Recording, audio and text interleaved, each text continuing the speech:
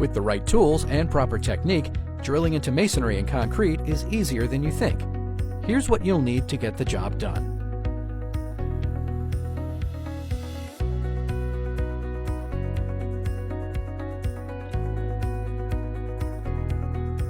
First, mark the spot where you want to drill the hole.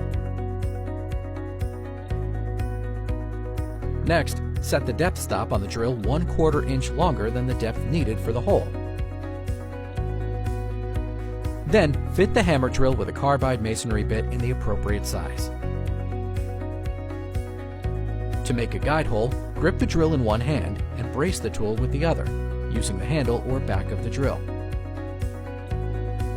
Position the bit and start the drill at its lowest speed, while pushing forward with steady pressure until you reach 1/4 inch depth. Occasionally pull out the bit and blow or vacuum out the dust. Now, replace the drill in the guide hole and run it at medium speed. Stop when the desired depth is reached. To finish up the process, simply add your hanging hardware per product guidelines.